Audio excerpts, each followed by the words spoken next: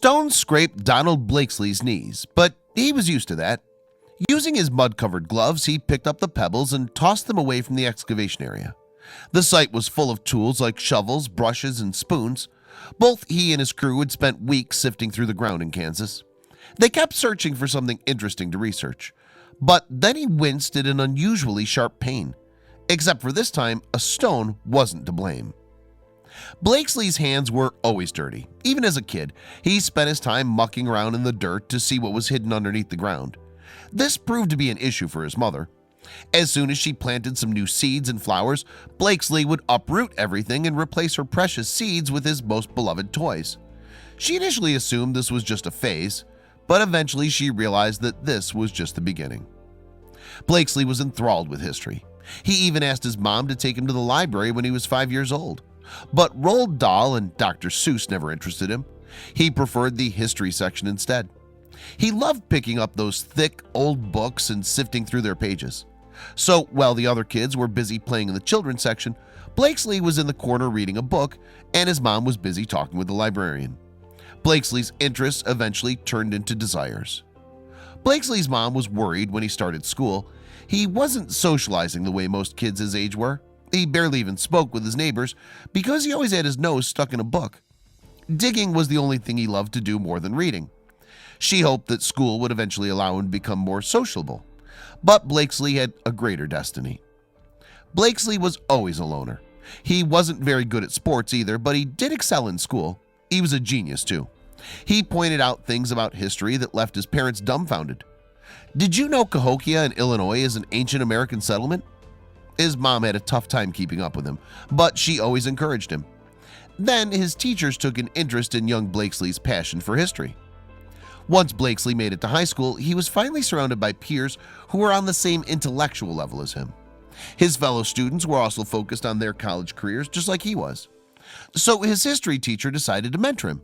Soon Blakeslee was invited to conferences and shared books with his teacher, but Blakeslee never imagined his interest would shape his future career. Blakeslee's peers were skeptical when he told them he wanted to be an archaeologist, but his teachers and family knew that the past interested him. Plus, he always scoured the library until he found the answers to his questions. He'd been a history buff ever since he was old enough to pick up a book, but he never imagined he'd make a discovery of his own. Blakeslee received a PhD from the University of Wisconsin-Milwaukee. It was during his studies that he became interested in early American settlements, sacred sites, and native trails. He eventually took over as president of the Professional Archaeologists of Kansas to focus on the proto-history period, a time before civilization had developed any type of written language. Blakeslee had some pretty big plans and challenges ahead of him. Blakeslee always wondered if there were other settlements like the Cahokia in Illinois, but it wasn't until he was 75 years old that he found a potential way to fill the gap in American history. Fortunately, he'd had the help of researchers he'd befriended during his career, which spanned more than 5 decades. Blakeslee believed he had found what he'd been looking for since he was young, and it was full of treasures. Using various technologies and translated texts, Blakeslee was able to locate what he believed to be the lost city of Etzanoa. In 1608, Spanish conquistadors documented their discovery after stumbling onto the city by accident. They wrote that the locals napped beneath trees festooned with tinkling gold bells, but years of research forced Blakeslee to return to Kansas. And yet the question remained, why was Etzanoa considered a lost city? Several explorers continued to look for the vast city. In fact, French explorers returned to the site where the Spanish conquistadors originally found it less than a century earlier. But sadly, the population was destroyed by European illness, which decimated the city.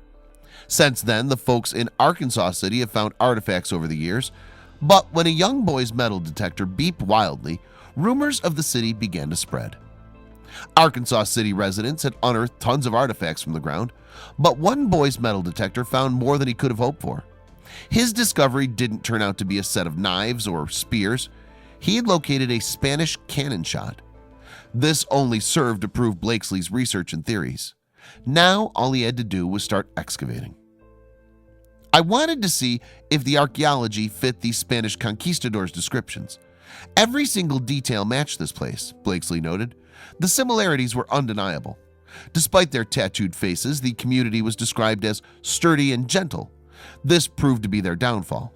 When the conquistadors arrived, they took advantage of their good nature, and Blakeslee's findings were breathtaking.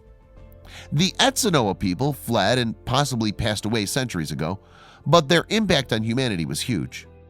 Using magnetometers, Blakeslee was able to locate storage areas, fire pits, and thatched beehive-shaped houses buried underground.